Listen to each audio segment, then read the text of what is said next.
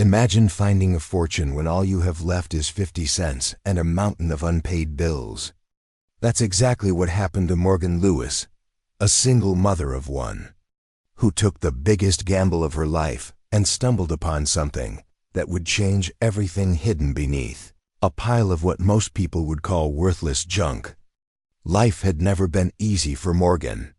At 36, she was juggling 3 part-time jobs while raising her 10-year-old daughter, Emma, in a cramped one-bedroom apartment on the outskirts of Riverdale. The walls were thin, the neighbors were loud, and the landlord had just informed her that rent would be increasing by 20% next month, an impossible amount to manage on her already stretched budget.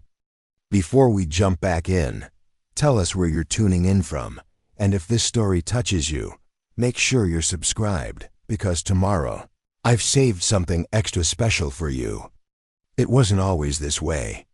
Just 14 months ago, Morgan had been a respected administrative coordinator at Riverdale Community College with a steady paycheck and benefits. She and Emma had a comfortable 2-bedroom apartment in a decent neighborhood with parks nearby and good schools. Morgan had even started a modest savings account for Emma's future college education, adding a little each month from her salary. Then came the budget cuts. The college eliminated dozens of positions, including hers. Despite her excellent performance reviews and 7 years of dedicated service, Morgan found herself suddenly unemployed in an economy that seemed determined to keep her that way. "We're looking for someone with different qualifications," became the standard rejection after each interview. Though Morgan suspected what they really meant was someone younger, someone without a child to care for. Someone who wouldn't need to leave early for school emergencies or take days off when a little one got sick. Her severance package had lasted 3 months. Unemployment benefits stretched another 4. By month 8, she had depleted her savings and started picking up whatever work she could find: evening shifts at a local diner, weekend hours at a retail store, and early morning cleaning jobs at office buildings before Emma woke up for school. The constant hustle kept food on the table and the lights on, but just barely. Each month, the gap between income and expenses widened a little more. Credit card debt mounted, and collection calls became a daily occurrence. Morgan had started turning off her phone at night just so she and Emma could sleep without the jarring sound of another demanding creditor. On a particularly difficult Tuesday in September, Morgan found herself standing in line at the county administration building, clutching a handful of change, literally all the money she had left to her name. 53 cents. Not even enough for a candy bar from the vending machine to quiet her growling stomach. She had come to beg for an extension on her property taxes. For the tiny plot of land her grandmother had left her years ago, a worthless quarter-acre of overgrown weeds in what locals called the boneyard, an area on the edge of town where people had been dumping their unwanted items for generations. Morgan had never even visited the property, having inherited it when she was 19 and far too busy with college and later raising Emma to bother with a plot of land everyone said was good for nothing. "Next," called the clerk, a stern-looking woman with steel-gray hair and reading glasses perched on the end of her nose. Morgan approached the counter, rehearsing her plea for more time to pay the $212 in back taxes that had accumulated over the years. "I'm here about the property on Oak Ridge Road," Morgan began, her voice steadier than she felt.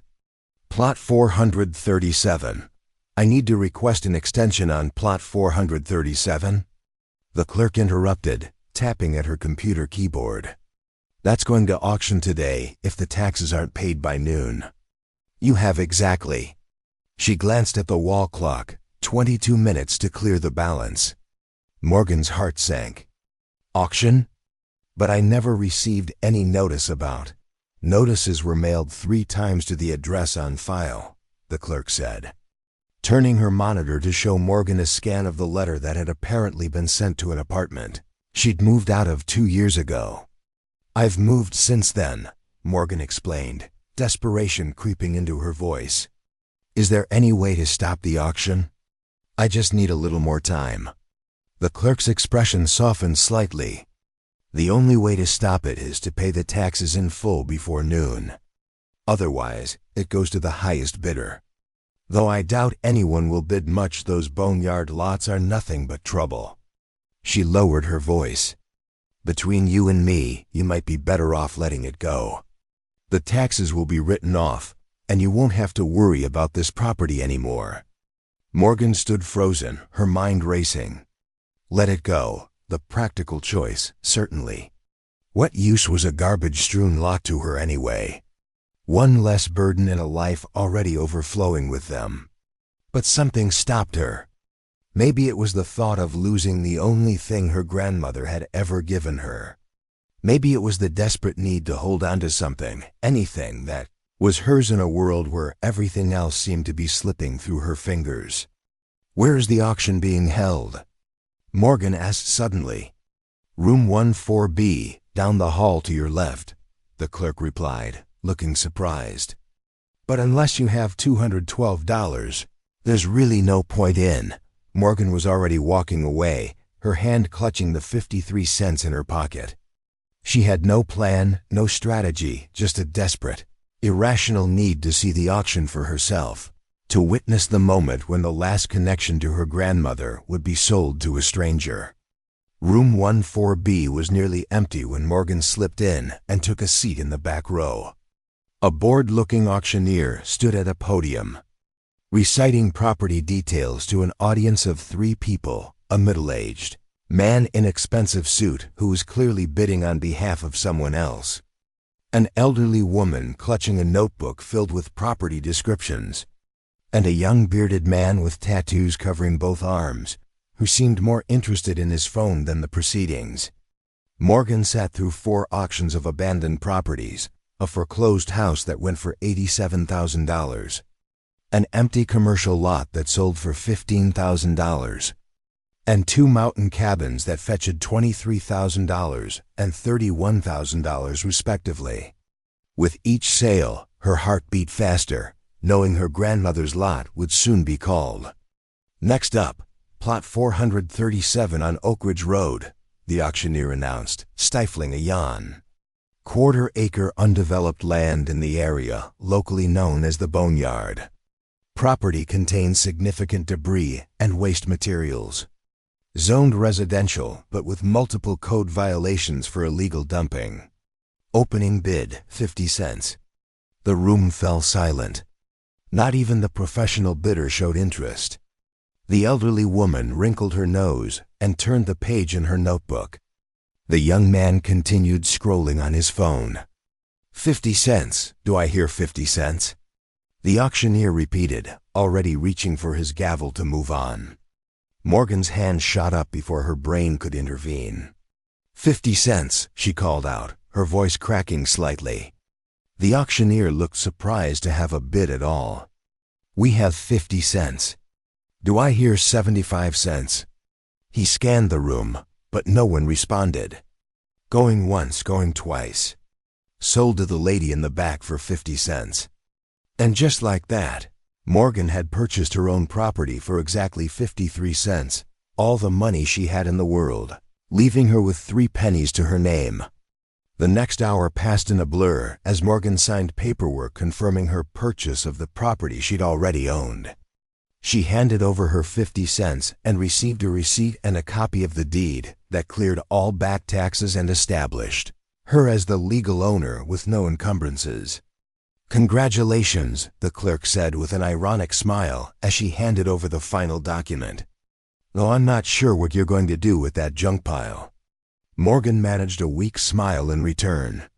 Neither am I. The truth was, she had no idea what had possessed her to spend her last 50 cents to keep a property that had only ever been a burden. But as she walked out of the county building, deed in hand, she felt a strange sense of purpose. Maybe it was time to actually see this place she now officially owned. The bus ride to Oak Ridge Road took 45 minutes and required a transfer. Morgan had to use her last 3 pennies, along with collecting spare change from the bottom of her purse to make up the fare. By the time she stepped off at the final stop, The afternoon sun was beginning to slant toward the horizon. Oak Ridge Road was on the far western edge of Riverdale, where the town gradually gave way to scrubland and rolling hills. As Morgan walked along the shoulder of the road, checking the property markers against the map on her phone, the houses became fewer and more dilapidated, until finally there were none at all, just overgrown lots separated by sagging chain-link fences or simple wooden posts marking boundaries. Plot 437 was at the end of a dirt path that branched off from the main road. As Morgan approached, she could see why they called it the boneyard. The entire area was a graveyard of discarded possessions, old furniture, broken appliances, rusted car parts, and piles of unidentifiable junk stretching as far as she could see. Her grandmother's lot now was no different. A bent metal sign with the faded numbers 437 hung crookedly from a post at what she assumed was the front corner of the property. Beyond it lay a scene of utter chaos. Decades of illegal dumping had transformed what might once have been a pleasant piece of land into a disaster zone of towering junk piles, some reaching 15 feet high. Preparing and narrating this story took us a lot of time, so if you are enjoying it, subscribe to our channel. It means a lot to us. Now back to the story. Morgan stood at the edge of her property, tears welling in her eyes. What had she been thinking? This wasn't an asset. It was a liability, a quarter-acre of garbage that would probably cost thousands to clean up properly. Money she didn't have. Never would have. She was about to turn away when something caught her eye, a glint of metal beneath a tangle of discarded Christmas lights and broken lawn furniture. Curiosity overcame her despair, and she carefully picked her way through the debris toward the mysterious object. As she got closer, she realized what she was looking at, the distinctive curved roof of an old Airstream trailer, almost completely buried under years of accumulated junk. Only a small section of the aluminum roof remained visible, reflecting the late afternoon sunlight like a beacon. Morgan's heart began to race. Trailers like this could be worth something, especially to the growing community of vintage enthusiasts who restored them for camping or converted them into tiny homes. If it wasn't completely destroyed, it might be valuable enough to sell and at least pay a month's rent.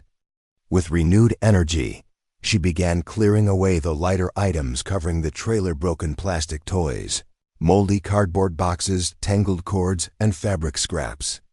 It was filthy, exhausting work, but the thought of finding something of value kept her going. After 30 minutes of digging, she had exposed enough of the trailer to confirm it was indeed a vintage Airstream, specifically a 1960s Bambi model, one of the smaller and more sought-after designs. The exterior was dented and tarnished but appeared structurally intact. More importantly, it seemed to have been deliberately buried rather than simply discarded, with heavier items strategically placed to hide it from casual observers. Morgan tried the door, which was partially blocked by a rusted bicycle frame. To her surprise, it wasn't locked. With some effort, she managed to pry it open enough to peek inside. The interior was dusty but remarkably well preserved, protected from the elements by its aluminum shell. The original furnishings were still in place, a small dinette that converted to a bed, built-in cabinets, and a compact kitchen area. But what caught Morgan's attention was the floor. The original linoleum had been partially pulled up in the center of the trailer, revealing a cutout section in the metal floor beneath. And through that opening, Morgan could see what looked like a large metal box nestled in a shallow space dug into the earth below the trailer. Using her phone's flashlight, Morgan illuminated the hidden compartment. The metal box was actually an old military footlocker, secured with a heavy padlock that had long since rusted. The lock crumbled when she touched it, disintegrating after decades of underground storage. With trembling hands, Morgan lifted the lid of the footlocker, half expecting to find it empty or filled with worthless papers. Instead, she gasped as her flashlight revealed stacks of old currency bound with paper bands, jewelry still in original boxes, and several small canvas bags tied with twine. She opened one of the bags and nearly dropped it when she saw the contents: gold coins, dozens of them, each in a protective plastic sleeve with handwritten notes about their origin and value. The other bags contained similar treasures, more coins, small gold bars, and what looked like uncut gemstones. Beneath these was a sealed manila envelope. Morgan opened it carefully, finding a handwritten letter dated June 3, 1972, to whoever finds this treasure. Know that it represents the life's work of Thomas Wellington, collector of rare coins and precious metals. Having no family to inherit my collection, and distrusting banks and government institutions, I have chosen to secure my wealth in this manner, hidden in plain sight in a place few would think to look.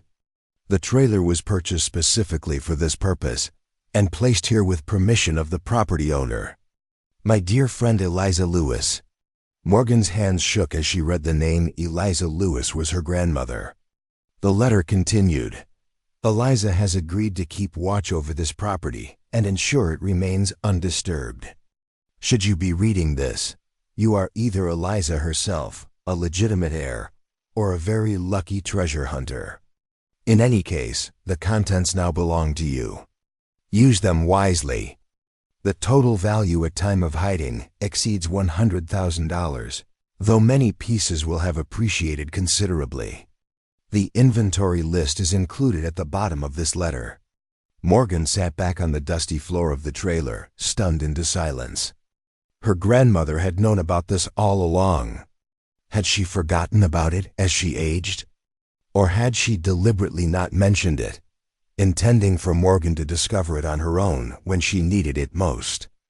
The inventory list at the bottom of the letter detailed each item. Rare double eagle gold coins from the early 1900s. South African Krugerrands from the 1960s. Raw diamonds purchased directly from a dealer in Antwerp, and various other collectibles. At the values listed in 1972, the collection was indeed worth around $100,000. But Morgan knew that gold prices alone had increased more than tenfold since then.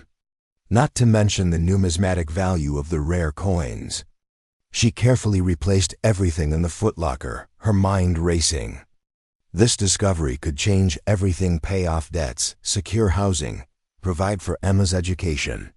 But she needed to be careful about how to proceed. Items like these would need to be authenticated and sold through proper channels to realize their full value. As the sun began to set, Morgan locked the trailer door and covered her excavation work with some of the surrounding debris. She needed time to think, to plan. Tomorrow she would return with proper tools and begin the process of documenting her find and researching the best way to liquidate the assets. Walking back to the bus stop, Morgan felt as though she were floating. Just hours ago, she had spent her last 50 cents in a desperate, seemingly foolish attempt to hold onto a worthless piece of land.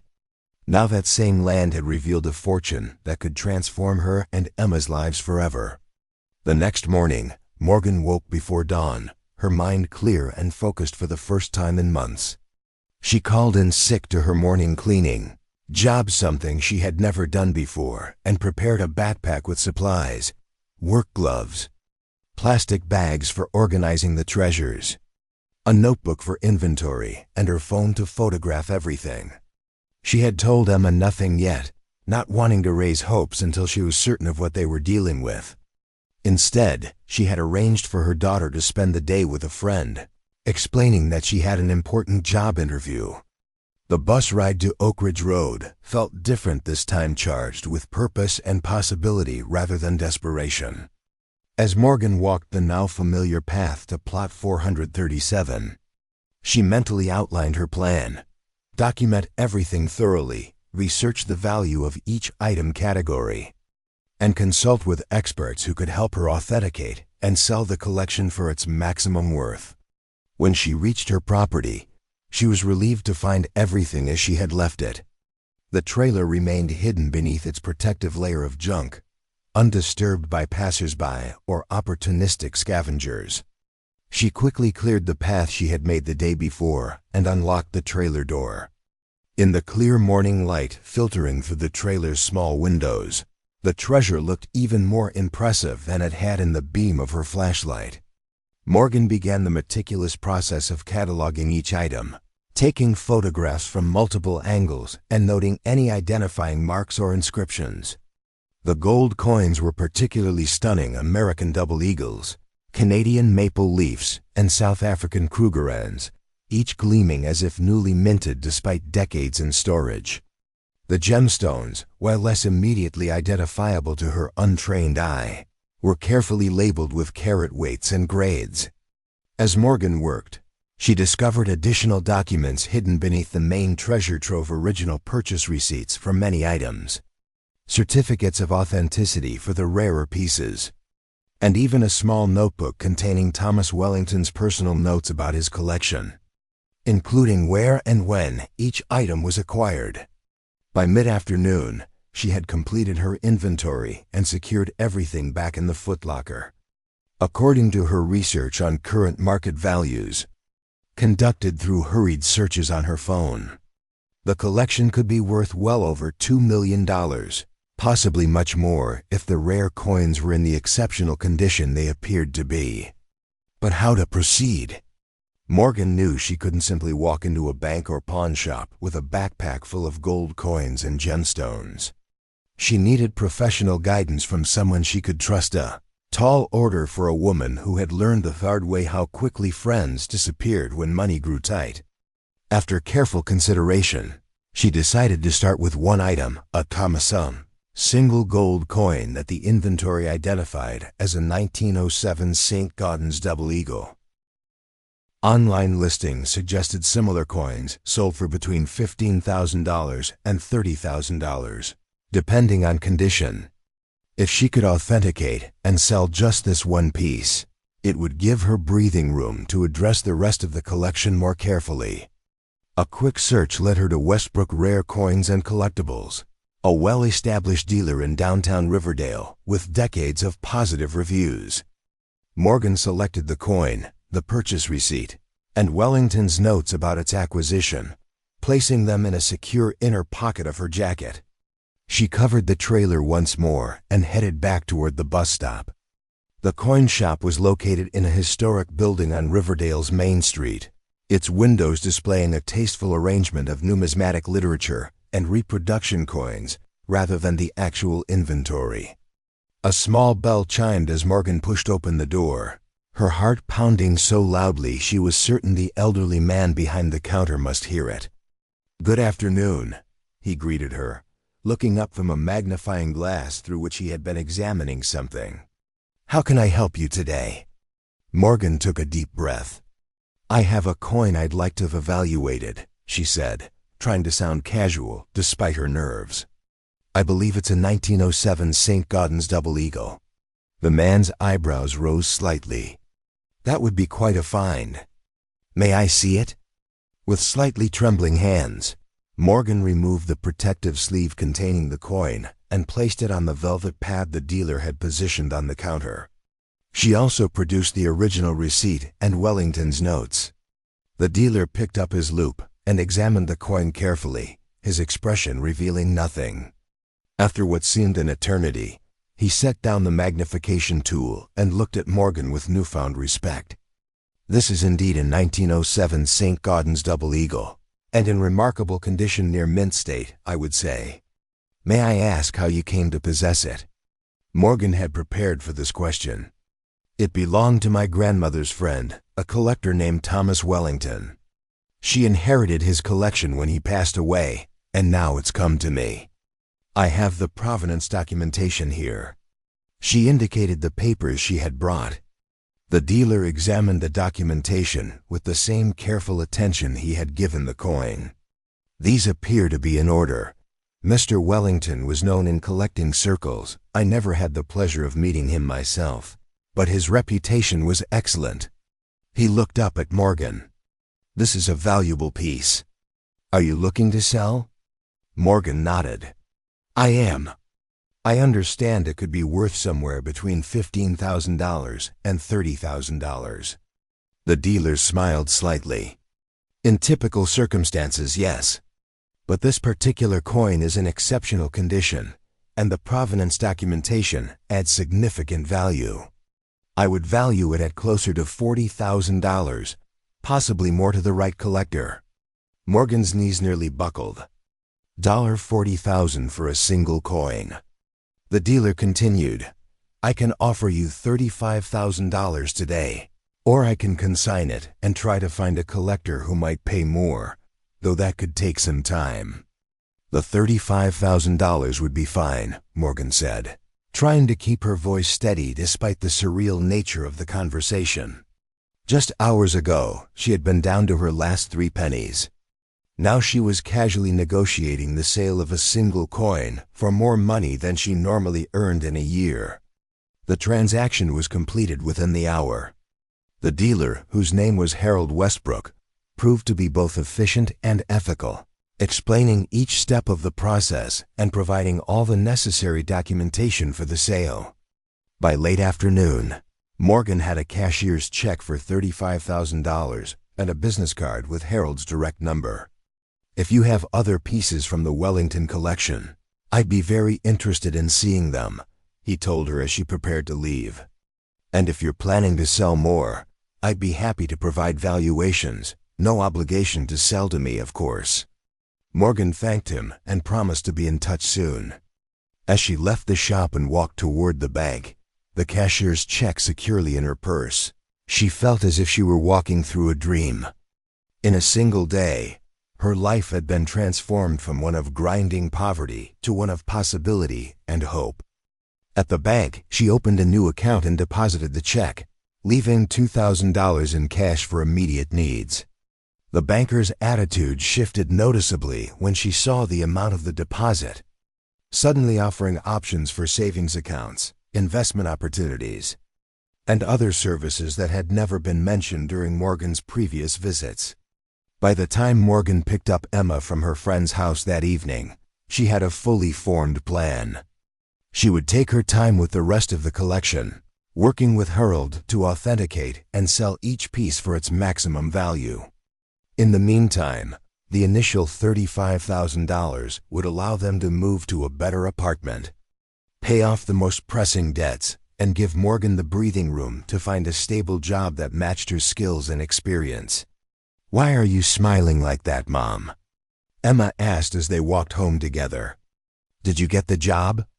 Morgan squeezed her daughter's hand. Something even better happened, she said. And I'll tell you all about it once we're home. But I promise you this, things are going to be different from now on, better. Over the next 6 months, Morgan worked methodically through the Wellington collection, selling select pieces through Harold, Westbrook, and other specialists recommended by him for the items outside his expertise. The gemstones alone brought in over $300,000 when properly cut and graded. She was careful to maintain a low profile, depositing the proceeds in multiple banks and consulting with a financial advisor about tax implications and investment strategies. The trailer itself, once emptied of its treasure, proved to be another valuable find of vintage, Airstream in salvageable condition that sold to an enthusiastic restorer for $18,000. With her newfound financial security, Morgan was able to focus on building a stable future for herself and Emma. She purchased a modest but comfortable 3-bedroom house in a good school district, invested in a diverse portfolio for Emma's college fund, and even set aside money to clear the garbage from plot 437 and transform it into a community garden, her way of honoring both her grandmother and Thomas Wellington. The 50-cent bid that had seemed like the last desperate act of a woman with nothing left to lose had turned out to be the best investment of her life.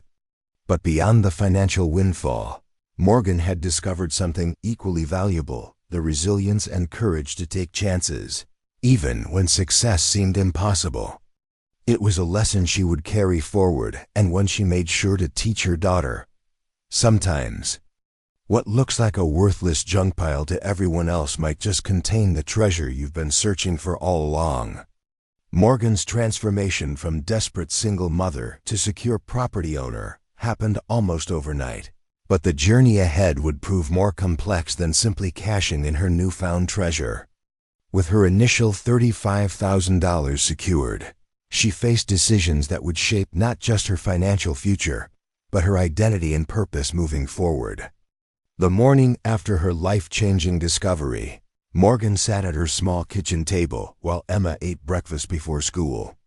The cashier's check was safely deposited, the immediate pressure of unpaid bills temporarily relieved.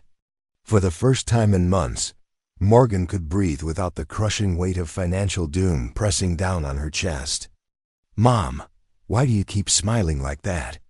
Emma asked, studying her mother's face over a bowl of cereal. "It's kind of weird." Morgan laughed, a genuine, unrestrained sound that surprised even herself. "Can't a mom just be happy to see her amazing daughter in the morning?" Emma rolled her eyes with the particular expertise of a preteen. "I guess, but you're being extra weird today." Morgan reached across the table and squeezed her daughter's hand. "Let's just say I'm feeling optimistic about our future. How would you feel about moving to a better apartment? Maybe in that neighborhood near Westfield School." Emma's eyes widened. Westfield was the school they had driven past countless times, with its modern playground and science lab that Emma had longingly described after a friend's birthday party there last year. "Are you serious? But I thought we couldn't afford." "Things have changed," Morgan said simply. "I had a stroke of luck yesterday. I'm not ready to share all the details yet, but trust me, good things are coming our way." After dropping Emma at school, Morgan returned to plot 437, this time with a more systematic approach. She brought plastic storage containers, cataloging sheets printed from a coin collector's website, and a digital kitchen scale. If she was going to handle this treasure responsibly, she needed to be organized and methodical. The trailer looked exactly as she had left it, undisturbed beneath its protective layer of junk. Inside, Morgan began the painstaking process of documenting each item in Wellington's collection. By midday, she had cataloged just over half the contents, 103 gold coins of various denominations and origins, 27 small gold bars weighing approximately 1 troy ounce each, and a velvet pouch containing what appeared to be uncut diamonds and other gemstones. As she worked, Morgan discovered something unexpected about herself. Despite the potential fortune literally in her hands, she felt strangely detached from the wealth it represented. These weren't just dollar signs to her. They were artifacts with histories, pieces of a man's life passion. Thomas Wellington had spent decades building this collection, handling each piece, researching its origins, recording its details in his meticulous handwriting. Morgan found herself drawn to Wellington's journal. Reading entries that dated back to the 1950s, he described finding rare coins at estate sales, negotiating with overseas dealers, and the thrill of adding each new piece to his growing collection. His passion leaped off the pages, infectious even decades after his death. By late afternoon, Morgan had completed her inventory and secured everything in waterproof containers.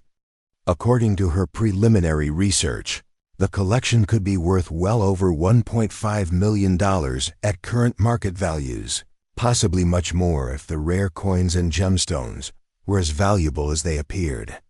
But how to proceed? Morgan knew enough to understand that suddenly appearing with millions in gold and gemstones would raise questions she wasn't prepared to answer.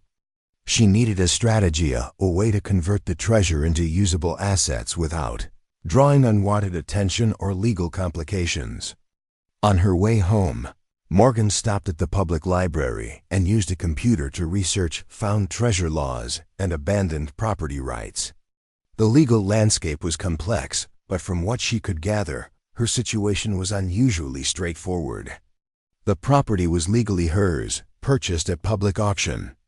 The trailer and its contents had been deliberately placed there by Wellington with her grandmother's knowledge and permission. The letter explicitly stated his intention for the finder to keep the treasure. Still, Morgan decided a cautious approach was best.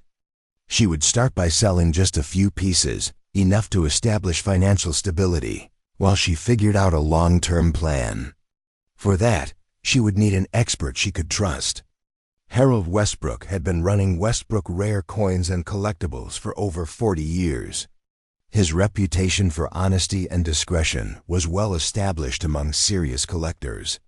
When Morgan walked into his shop the following day with 2 gold coins and their accompanying documentation, Harold recognized the significance immediately. "These are from the Wellington collection," he said, examining the 1908 Indian head eagle through his loupe. "Extraordinary condition. Where did you find them?" Morgan shared a simplified version of the truth, that her grandmother had been friends with Wellington, and she had recently discovered his collection in a trailer on property she had inherited. She didn't mention the tax auction or the full extent of what she had found. Harold listened attentively, nodding at appropriate moments. "Thomas Wellington was something of a legend among serious collectors," he said when she finished. "He disappeared from the collecting community in the early 1970s. Many assumed he had died, or sold his collection privately. This is quite a discovery." Over the next hour, Harold examined the 2 coins Morgan had brought, the 1908 Indian head and a 1912 St. Gaudens double eagle. He explained their historical significance, pointing out the features that made them particularly valuable, and finally offered her $52,000 for the pair. "That's considerably more than I expected," Morgan admitted, surprised by the amount. Harold smiled. "These are exceptional pieces with impeccable provenance. The Wellington connection alone adds value." He hesitated, then continued in a lower voice. "If you have other pieces from his collection, I would be very interested in seeing them. And if I may offer some advice, I would recommend discretion in how you handle this discovery." Morgan raised an eyebrow. "Discretion?" "Valuable collections like this can attract attention, not all of it welcome. Tax authorities, distant relatives claiming inheritance rights, even unscrupulous collectors. My suggestion would be to sell pieces gradually through various reputable dealers, rather than attempting to liquidate everything at once." The advice resonated with Morgan's own instincts. "That's exactly what I was thinking," she said. "Would you be willing to help me navigate this process? I'm new to all of this." By the time Morgan left Westbrook's shop, she had $52,000 in cashier's checks and a trusted advisor in Harold, who had agreed to help her authenticate and sell select pieces from the collection for a standard dealer's commission. More importantly, she had a plan, a roadmap for transforming Wellington's treasure into a secure future for herself and Emma. Over the next 3 months, Morgan moved methodically through the collection, selling pieces through Harold and other specialists he recommended. She opened accounts at 3 different banks, established a legitimate business, Lewis Heritage Consulting, as a plausible source of income, and consulted with a financial advisor about investment strategies and tax planning. With her immediate financial needs secure, Morgan turned her attention to Plot 437 itself. The quarter-acre lot was still a disaster zone of accumulated junk, but beneath that chaotic surface lay potential. Located at the edge of a developing area, the land itself had value if properly cleared and prepared for sale or development. Morgan hired a local cleanup crew, explaining that she had inherited the property and wanted to restore it to usable condition. The workers were initially skeptical, but as layers of garbage were removed, revealing actual soil beneath, their attitude shifted to curiosity and then determination.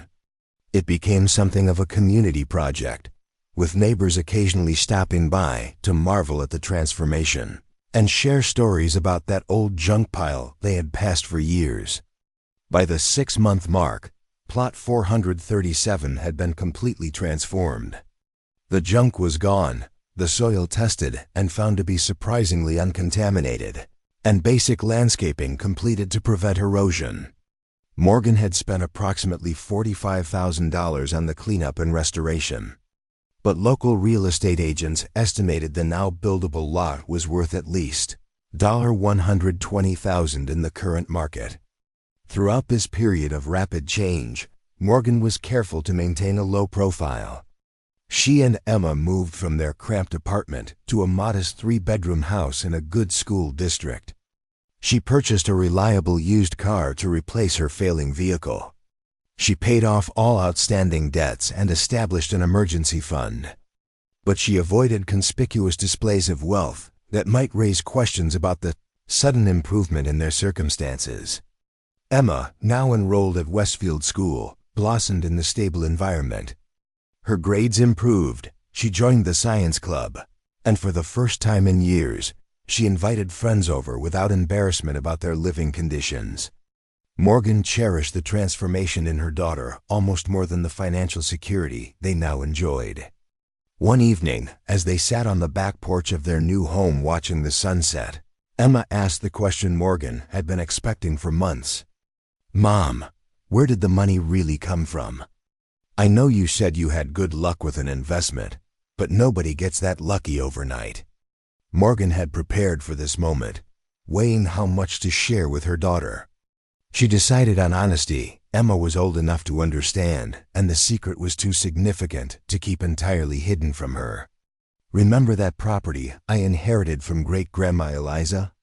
The one everyone called worthless?" When Emma nodded, Morgan continued, "It turned out not to be worthless after all. There was a trailer hidden under all that junk, and inside the trailer was a treasure, a collection of gold coins and gemstones that had been hidden there since before I was born." Emma's eyes widened.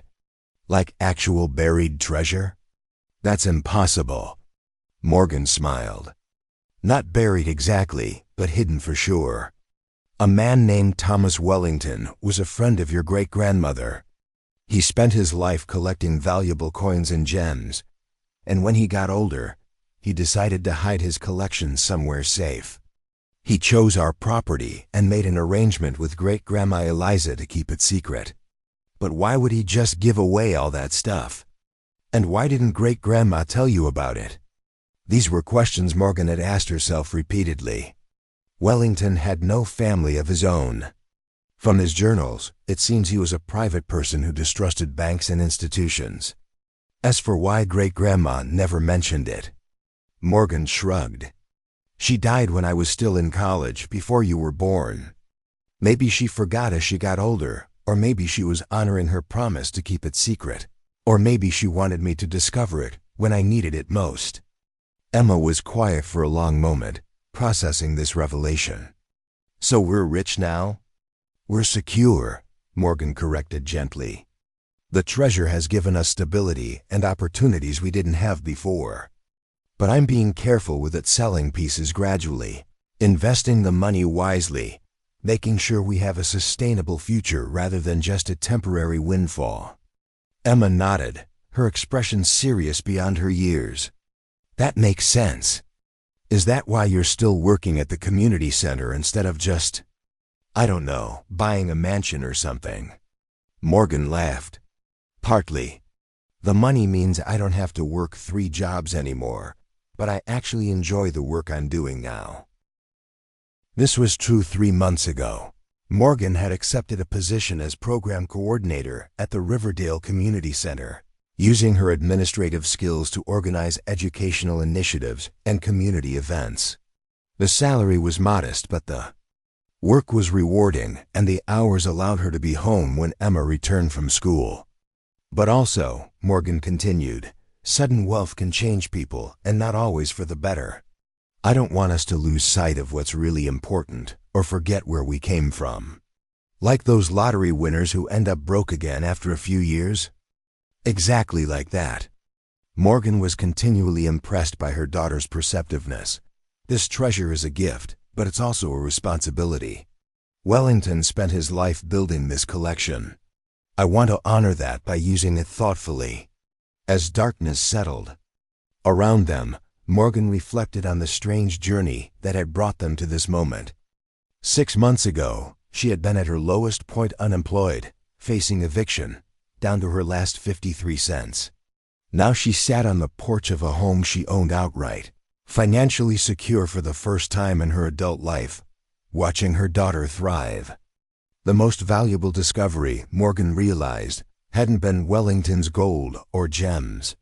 It had been the revelation of her own resilience, the courage to take a chance on a seemingly worthless piece of land when all logical evidence suggested it was a fool's errand.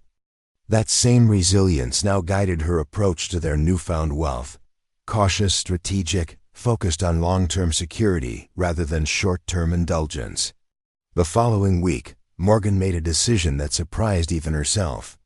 After consulting with Harold Westbrook about the remaining pieces in Wellington's collection, she set aside approximately 30%, the rarest coins and most historically significant items, to be preserved rather than sold. "I'd like to establish some kind of educational exhibit," she explained to Harold. "Something that shares Wellington's passion for numismatics with future generations. Maybe a traveling display for schools or a permanent installation at the Historical Society." Harold's eyes lit up. "That's a wonderful idea. Wellington would have appreciated that his collection could inspire young collectors. I'd be happy to help curate such an exhibit." This decision marked a turning point in Morgan's relationship with the treasure. What had begun as a desperate financial salvation was evolving into something more meaningful, a legacy to be shared rather than simply consumed. Over the next year, Morgan continued her methodical approach to managing Wellington's treasure and its proceeds.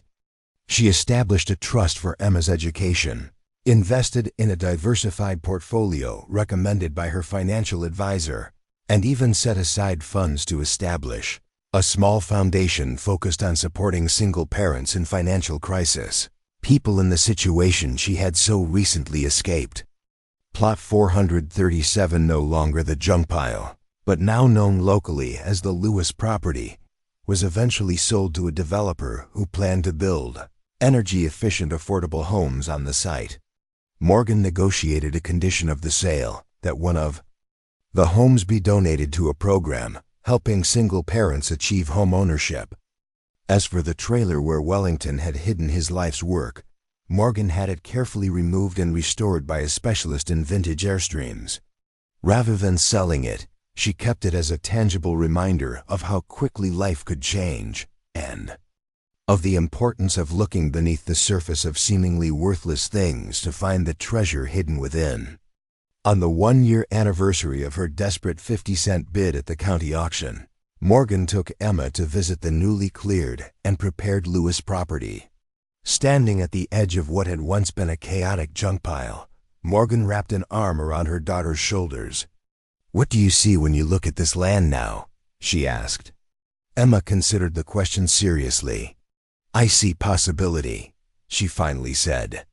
"It doesn't look like much yet, but it could become anything." Morgan smiled, recognizing in her daughter's words the wisdom that had guided her through this extraordinary year. "That's exactly right. And the same is true for us for our lives. Sometimes the most valuable things are hidden beneath layers of junk that other people can't see past. The trick is having the courage to dig deeper when everyone else has given up." As they turned to leave, Morgan noticed something glinting in the soil near her feet. Bending down, she picked up a small tarnished coin, not gold or particularly valuable, just an ordinary penny that had been overlooked during the cleanup. She handed it to Emma with a smile. "Here's a souvenir from where our new life began. A reminder that sometimes, when you have nothing left but your last few cents and a lot of courage, that's exactly when the most amazing transformations can happen." Emma took the penny, turning it over in her fingers before carefully tucking it into her pocket. "I'm going to keep it forever," she promised. "To remind me that junk to some people might be treasure to others.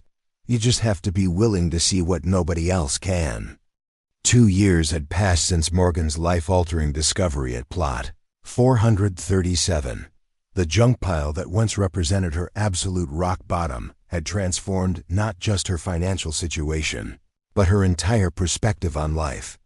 Standing in the bright, airy living room of her home, a comfortable but modest 3-bedroom, House in one of Riverdale's best neighborhoods, Morgan watched through the window as Emma helped unload supplies from a delivery truck parked in their driveway. Today marked the official launch of the Wellington Foundation, a non-profit organization Morgan had established using a portion of Thomas Wellington's treasure. Its mission was elegantly simple: to provide emergency financial assistance and practical support to single parents facing crisis situations, people who, like Morgan 2 years ago, stood at the precipice of disaster with nowhere left to turn. "Where do you want these informational packets, Ms. Lewis?" called Diane, the foundation's newly hired program coordinator. A former social worker with decades of experience helping families in crisis, Diane had been Morgan's first and only choice to oversee the foundation's daily operations. "Let's put them on the table in the foyer," Morgan replied, gesturing toward the entrance. "And please, it's just Morgan. We're going to be working too closely for formalities." Diane smiled, her experienced eyes taking in the tastefully decorated home. "This is quite a beautiful space you've created. The perfect location for launching something meaningful." Morgan nodded, appreciating Diane's perception. She had deliberately chosen to host the foundation's launch event in her home rather than renting a fancy venue. This place represented exactly what the foundation aimed to achieve, helping desperate families find stability, security, and a sense of belonging. "It still amazes me sometimes," Morgan confessed. 2 years ago, I couldn't afford groceries. I was selling personal belongings just to keep the electricity on. Now I'm in a position to help others facing the same struggles." Before Diane could respond, the doorbell rang. Morgan opened the door to find Harold Westbrook on her porch. Looking distinguished in a well-tailored suit, his silver hair neatly combed back. "Harold, you're early," Morgan exclaimed, embracing the coin dealer who had become both mentor and friend. "I thought I might be needed for setup," he replied, handing her a small gift box. "Also, I wanted to give you this before the crowd arrives." Inside the box, nestled on dark blue velvet, lay a gold coin, specifically a 1908 St. Gaudens double eagle, similar to the very first piece from Wellington's collection that Morgan had sold through Harold's shop. "Harold, this is too generous," Morgan protested, knowing the value of such a piece. He shook his head firmly. "It's not from me. This particular coin is from the Wellington collection, one of the pieces you consigned to me last year. I set aside the proceeds specifically for this. Consider it Thomas Wellington's contribution to your foundation launch." Morgan felt her throat tighten with emotion. He would have approved, don't you think? "Without question," Harold affirmed. Wellington was intensely private about his wealth, but his journals reveal a man who valued purpose over mere accumulation. "I believe he would be deeply satisfied to see how you've stewarded his legacy." As more guests began arriving, local officials, social workers, representatives from community organizations, and families who would benefit from the foundation's programs, Morgan found herself reflecting on the extraordinary journey that had led to this moment. The Wellington treasure had indeed changed her life, but not in the way she might have imagined during those desperate days when she was down to her last 50 cents. Yes, she now owned her home outright. Emma attended an excellent school and had a substantial college fund. Morgan's days of working 3 jobs and choosing which bills to pay were firmly behind her. But the most profound changes had occurred within Morgan herself. The woman who had once seen herself as a victim of circumstances, powerless against economic forces beyond her control, had discovered a wellspring of courage, resilience, and purpose. She had learned to see value where others saw only garbage, opportunity where others saw only problems, and most importantly, to recognize her own capacity to transform misfortune into meaning. Emma, now 12, had flourished beyond all expectations.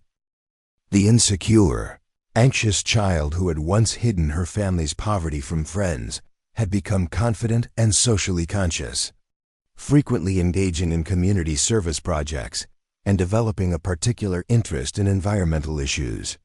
Most recently, she had initiated a recycling program at her school, inspired partly by her mother's transformation of Plot 437 from Junkpile to valuable property. "Mom," Emma called, breaking into Morgan's reflections as she bounded through the front door. "The display boards are all set up outside. Mr. Gonzalez from the community center just arrived with the tent for the backyard, and he brought 3 more volunteers to help set up chairs." "Perfect timing," Morgan smiled.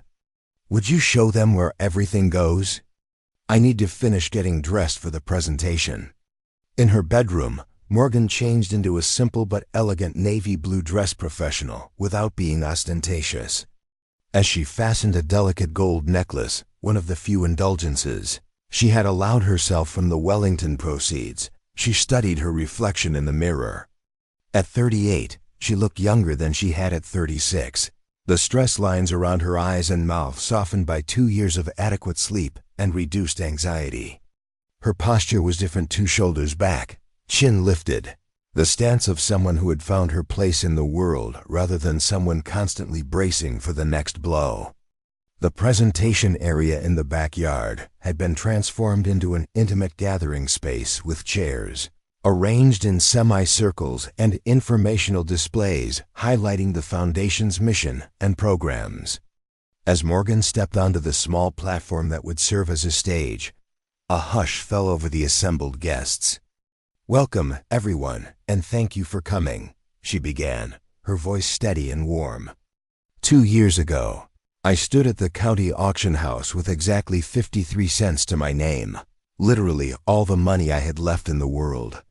I was about to lose the only property I owned, a 1/4 acre lot locally known as the Junkpile, because I couldn't afford to pay $212 in back taxes.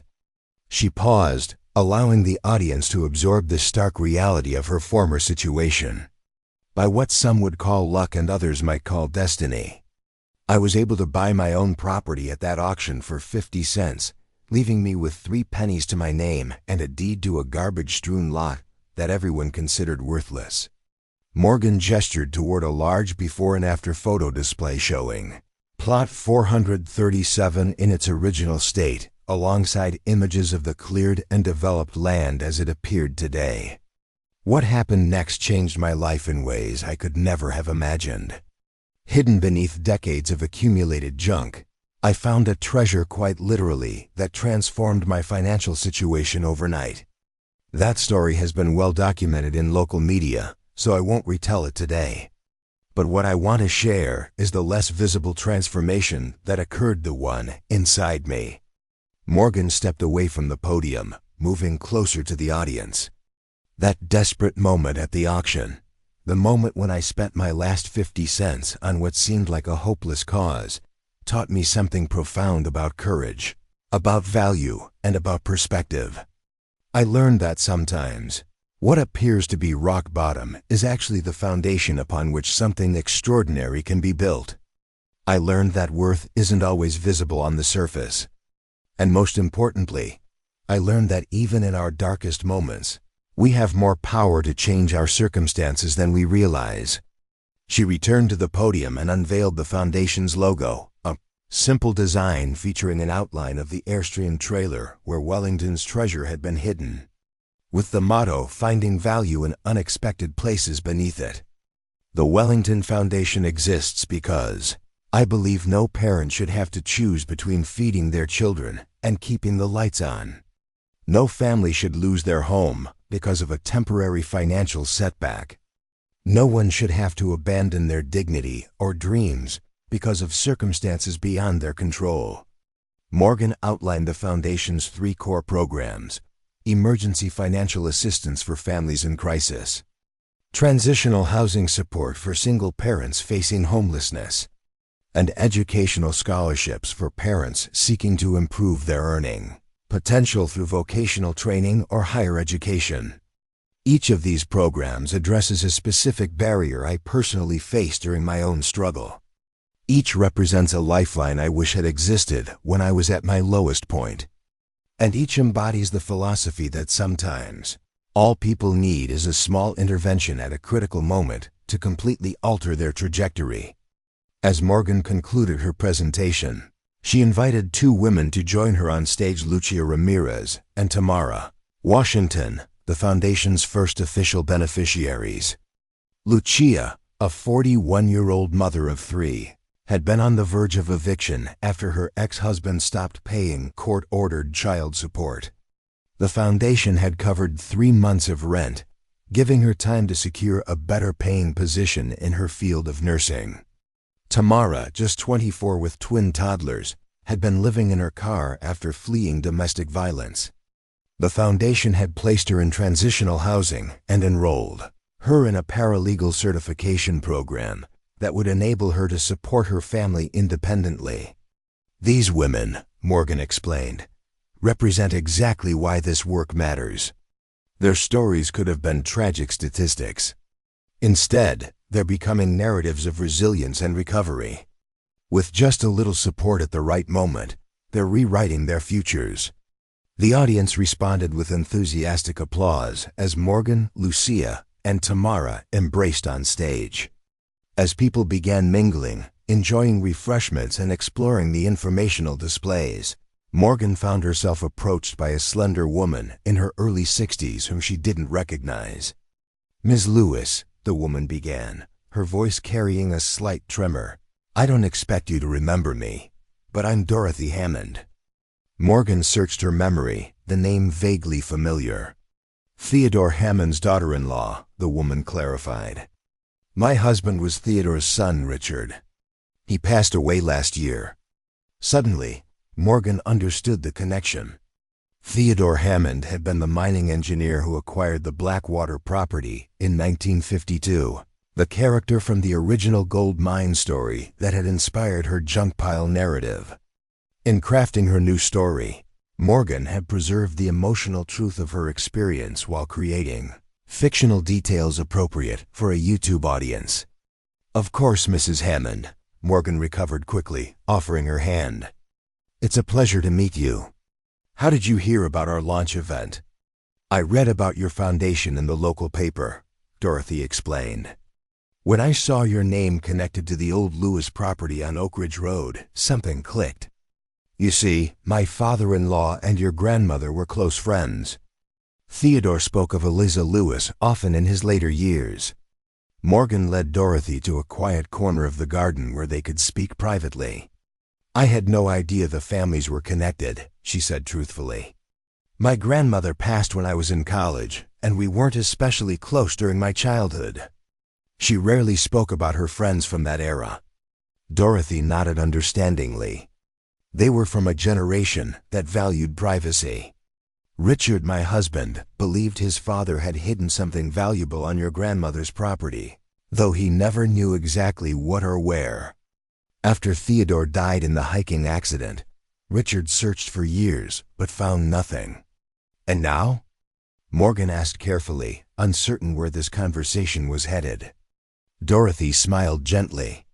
"And now it appears whatever Theodore hid has finally been found and is being put to wonderful use. I didn't come here to make any claims, Ms. Lewis. I came to tell you that Theodore would have approved wholeheartedly of your foundation. He was a philanthropist in his own quiet way, supporting mining safety initiatives and educational programs for the children of miners." Relief washed through Morgan. "That's very kind of you to say, Mrs. Hammond. Would you like to be involved with the foundation in some capacity? We're still building our advisory board, and someone with your historical connection to the story would be a valuable voice." For the next hour, Morgan and Dorothy exchanged stories about their respective family members, discovering connections neither had known existed. By the time Dorothy departed, they had arranged to meet again the following week to explore further collaboration. As the event wound down and the last guests departed, Morgan found Emma and Harold sitting on the front porch swing, deep in conversation. Harold was showing Emma how to properly handle and examine a coin using white cotton gloves and a magnifying glass. "Notice the detail on the eagle's feathers," Harold was saying. "That level of craftsmanship tells you something about the era it was produced in, about what people valued and the technologies they had available. Emma looked up as Morgan approached. "Mr. Westbrook says I have a good eye for detail," she announced proudly. "He thinks I might make a decent numismatist someday." "High praise indeed," Morgan smiled, sitting beside them. "The launch was a success. We've already received pledges for matching funds from 3 local businesses and signed up 20 volunteers for our mentoring program." Harold nodded approvingly. "Wellington would be proud, though I suspect he never imagined his collection would spawn something like this." "Speaking of unexpected outcomes," Morgan said, "Theodore Hammond's daughter-in-law was here today. Apparently, her husband spent years searching for whatever his father had hidden on my grandmother's property." "Fascinating," Harold responded. "The parallel stories, yours and the original, converging in ways neither family could have anticipated." Emma looked between them, confused. "What original story?" "I thought our Junkpile discovery was unique." Morgan exchanged a glance with Harold, who nodded encouragingly. She had always intended to share the full truth with Emma when the time was right, and perhaps that moment had arrived. "It's a long story, sweetheart, and one I think you're ready to hear. It begins with understanding that sometimes the most valuable discoveries aren't gold coins or gemstones, but the realization that we have the power to transform seemingly worthless circumstances into something meaningful." As twilight settled over their home, a home that represented so much more than mere shelter, Morgan began sharing the unvarnished truth of their journey. She described her desperate gamble at the county auction, the discovery that had changed everything, and most importantly, the lessons she had learned about resilience, value, and purpose. Emma listened intently, asking thoughtful questions and absorbing the deeper implications of their story. By the time Morgan finished, stars had appeared in the darkening sky, and a comfortable silence enveloped them. "So our whole life changed because you spent your last 50 cents on something everyone else thought was worthless," Emma finally said. "And now we're helping other people see value where they thought there wasn't any." Morgan smiled, hearing in her daughter's words an understanding that transcended the financial aspects of their experience. "Exactly. Every person has hidden value, just like that Junkpile did. Sometimes they just need someone to believe in them when nobody else will, to invest in their potential when others only see their problems." As Harold took his leave and they prepared for bed, Morgan found herself drawn to the small display case in her home office. Inside, protected by museum-quality glass, lay the original letter from Thomas Wellington that had accompanied his hidden treasure.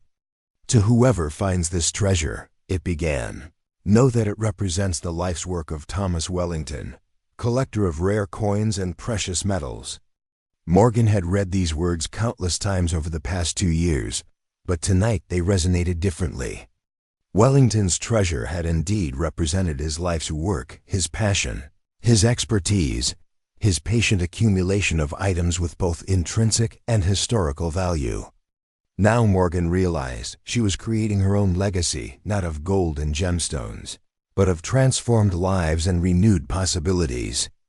The Wellington Foundation would become her life's work, her way of honoring both the unexpected gift she had received and the profound lessons it had taught her.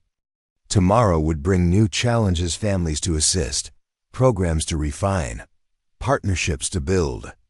But tonight, Morgan Lewis, once a desperate single mother down to her last 50 cents, slept peacefully in the knowledge that sometimes what looks like a worthless junk pile to everyone else might contain exactly the treasure you need to transform not just your own life, but the lives of countless others.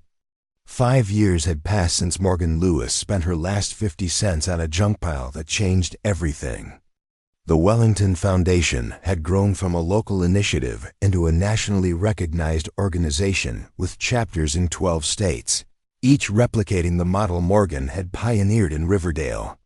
On this particular autumn morning, Morgan stood in front of the foundation's new headquarters, a renovated historic building in downtown Riverdale that had once been the county's first bank. The symbolism wasn't lost on her. A financial institution that had once been inaccessible to people like her people struggling to make ends meet, people without collateral or connections, was now a beacon of hope for the very families conventional banks often overlooked. The imposing granite facade remained, but the interior had been transformed into a warm, welcoming space where dignity and respect were the primary currencies exchanged. "Mom, they're ready for you," called Emma, now 17 and impressively poised, her tablet in hand as she coordinated the day's events with practiced efficiency. Despite having multiple paid staff members, Morgan had insisted that Emma serve as the official youth ambassador for the foundation, providing perspective that only someone who had lived through financial hardship as a child could offer. Today marked the launch of the foundation's most ambitious program yet, the Wellington Opportunity Fund, unlike their emergency assistance programs that provided immediate relief for families in crisis. This initiative focused on long-term transformation through entrepreneurship. The fund would provide seed capital, mentoring, and business development support for single parents with viable, small business ideas, particularly those that served community needs or repurposed undervalued resources. 2 minutes until the live stream begins, Emma reminded her, adjusting Morgan's lapel microphone. "Remember, Senator Garcia is joining remotely, so look at the center screen when she's speaking." Morgan nodded, taking a deep breath to center herself. Public speaking had become routine over the years, but today felt different. Today represented the culmination of the philosophy that had guided her since that desperate day at the county auction. That hidden value exists everywhere, if only we have the courage to look for it. The ceremony proceeded smoothly. Local officials praised the foundation's impact on reducing family homelessness in Riverdale by 38% over 4 years. Senator Garcia, speaking from Washington, announced new federal legislation inspired by the Wellington model that would provide matching funds for similar initiatives nationwide. Harold Westbrook, now in his 80s but still sharp as ever, shared updates on the Wellington Collection, the educational exhibit of Thomas Wellington's most significant numismatic pieces that traveled to schools and museums across the country. When it was Morgan's turn to speak, she approached the podium with the quiet confidence of someone who had found her purpose. Gone was the desperate woman clutching her last handful of change. In her place stood a community leader whose personal transformation had catalyzed change for thousands of families. "When I look around this beautiful building," she began, "I see more than renovated architecture.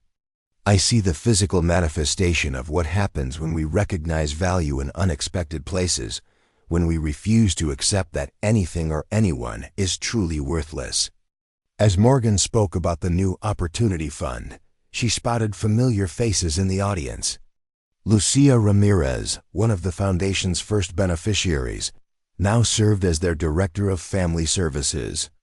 Tamara Washington, who had once lived in her car with twins, had completed her paralegal certification and now worked for the district attorney's office, specializing in domestic violence cases. Both women had become not just success stories, but integral parts of the foundation's growing network of support. "The Wellington Opportunity Fund," Morgan explained, "extends beyond emergency intervention to focus on sustainable transformation. We believe that many parents struggling financially have entrepreneurial potential that simply lacks the resources to flourish. Maybe it's the single father who makes exceptional furniture from reclaimed materials, but can't afford workshop space. Perhaps it's the mother with a catering talent who needs commercial kitchen access to launch her business. These parents have valuable skills and ideas. They just need someone to invest in their potential." After the ceremony, as attendees mingled in the building's grand lobby, Morgan found herself approached by a young woman she didn't recognize, early 20s. Professionally dressed, with an earnest expression. "Ms. Lewis?" "I'm Zoe Parker," the woman introduced herself, extending her hand. "I was hoping to speak with you privately about a rather unusual situation." Something in her tone caught Morgan's attention. She nodded toward a quiet alcove away from the main gathering. "Of course, Ms. Parker. What can I help you with?" Once they were seated, Zoe opened her leather portfolio and removed several documents. "I'm actually here representing the estate of Thomas Wellington." Morgan felt her breath catch. "I wasn't aware there were any surviving Wellington family members." "There weren't, at least not direct descendants," Zoe explained. "Mr. Wellington never married or had children. However, he did have a sister, Eleanor, who moved to Europe in the 1940s. Eleanor had one daughter, Marguerite, who recently passed away in Switzerland at the age of 94. As part of settling Marguerite's estate, her attorneys discovered correspondence between Thomas and Eleanor that mentioned his coin collection and his intentions for it." Morgan listened carefully, uncertain where this conversation was heading. "I've always been transparent about the Wellington treasure and how it was discovered," she said cautiously. "All relevant tax obligations have been met, and a significant portion of the collection has been preserved for educational purposes." Zoe shook her head quickly. "You misunderstand, Ms. Lewis. I'm not here to make any claims on the collection. Quite the opposite, in fact." She slid a folder across the table. "These are copies of letters Thomas Wellington wrote to his sister between 1965 and 1972. They detail his friendship with your grandmother, Eliza Lewis, and his deliberate choice to hide his collection on her property." Morgan opened the folder with careful hands, scanning the first letter dated June 1965. "Dearest Eleanor, I've made a decision regarding my collection that you might find peculiar. After much consideration, I've chosen to secure it in a location known only to two. Myself and my dear friend Eliza Lewis. The political climate and my growing distrust of financial institutions have convinced me that conventional storage methods are no longer trustworthy. Eliza has agreed to this arrangement with remarkable understanding. Her property on Oak Ridge Road, though seemingly worthless to most observers, offers the perfect cover. I've purchased a small Airstream trailer specifically for this purpose and will conceal it among the accumulated debris that local residents have been discarding there for years. My intention is that the collection should eventually be found either by Eliza herself or, more likely, by her descendants when the time is right. When it is discovered, I hope it will serve as a blessing rather than a burden." Morgan looked up, meeting Zoe's eyes. "This confirms what I've always believed, that Wellington intended for his collection to be found eventually." Zoe nodded.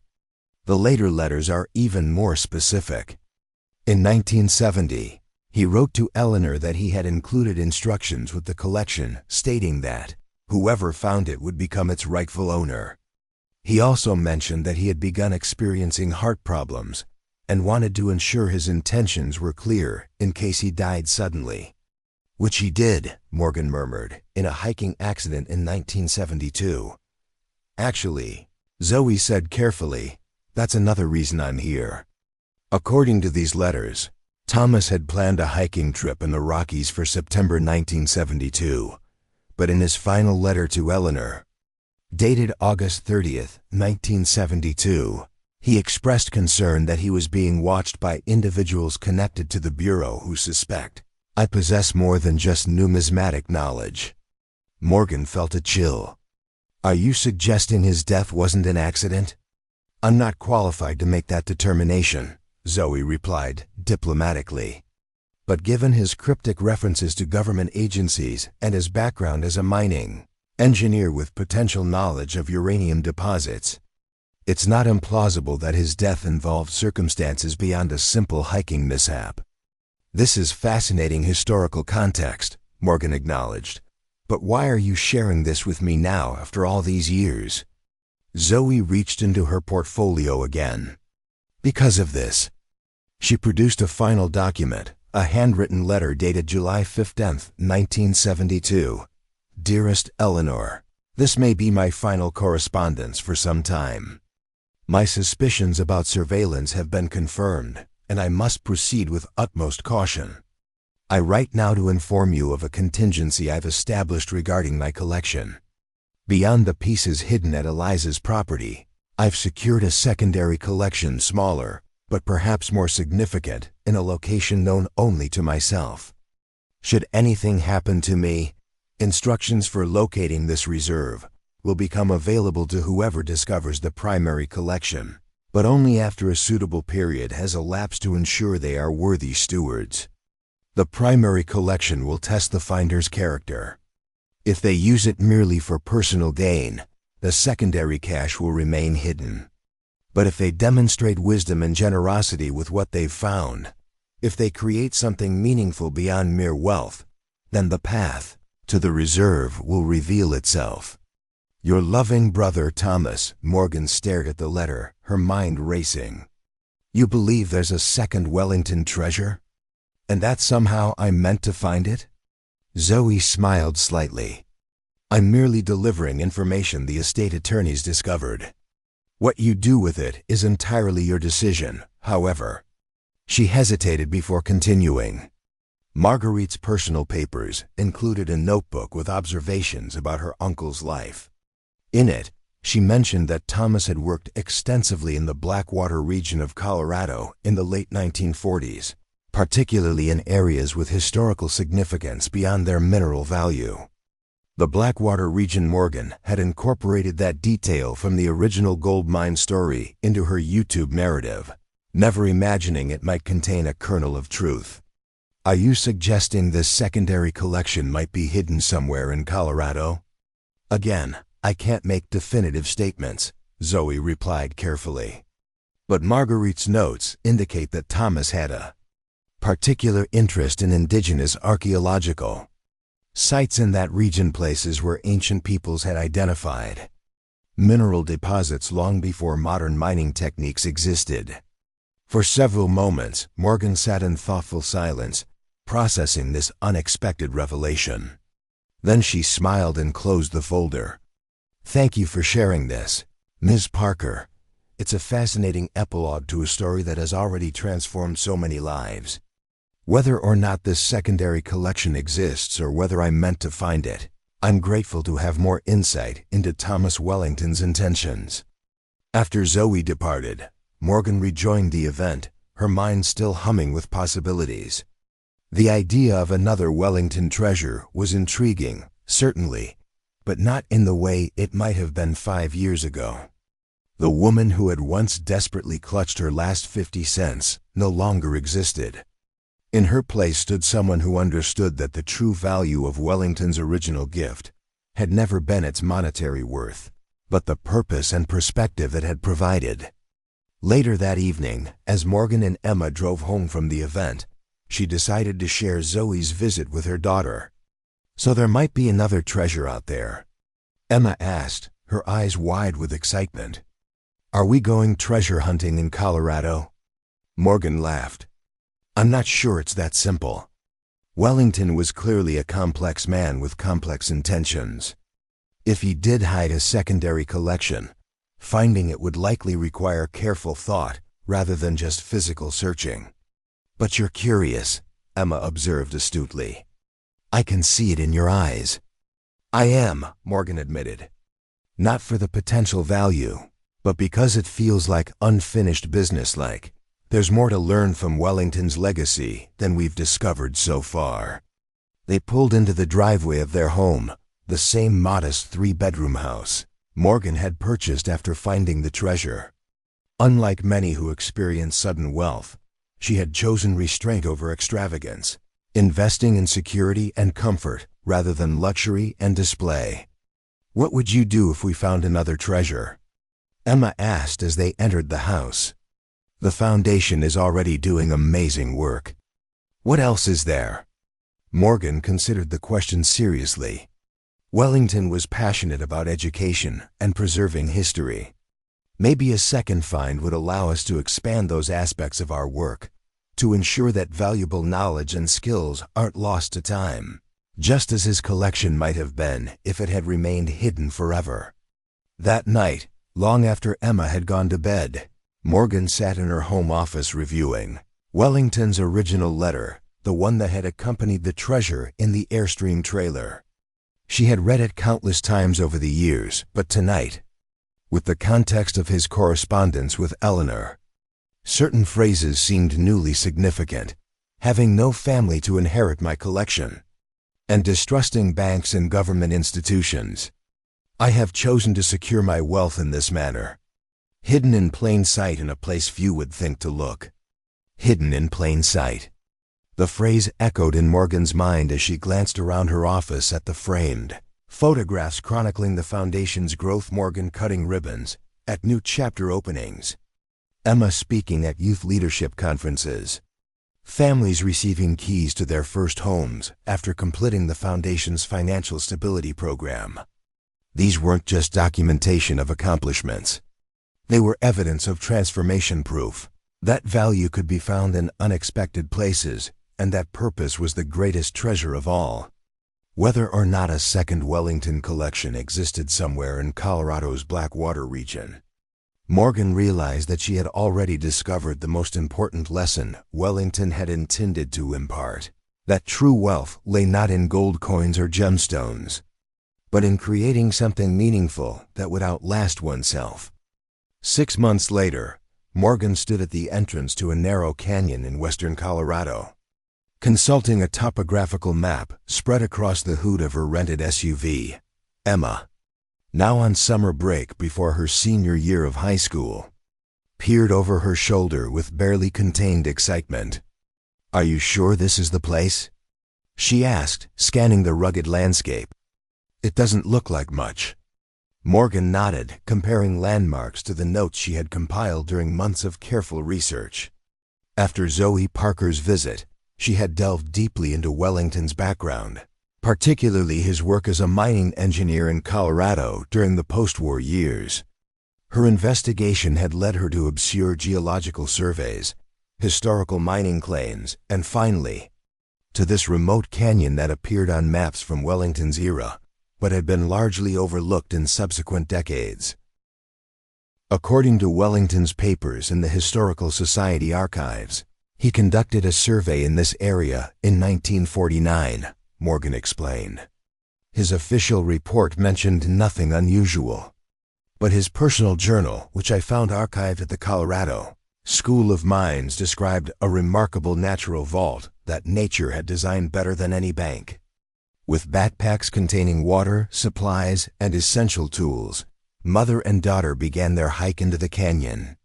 The June sun beat down on the red rocks surrounding them, but the deeper they ventured, the cooler the air became as canyon walls rose on either side.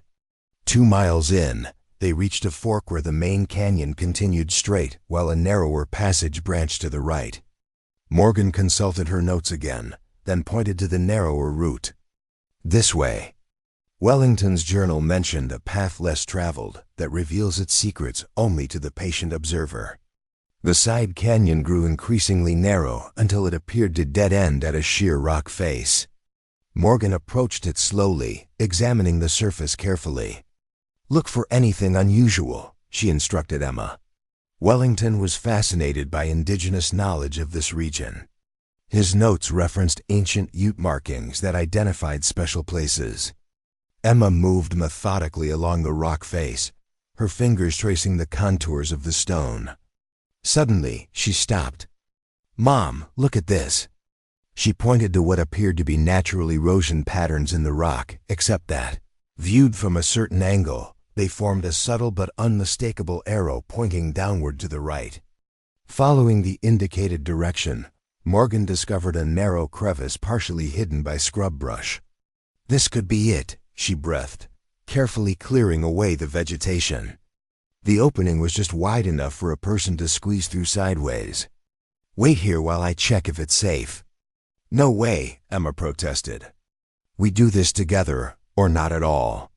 Morgan recognized the determination in her daughter's voice, the same resolve that had led a desperate single mother to spend her last 50 cents on a seemingly worthless junk pile. She nodded. "Together then.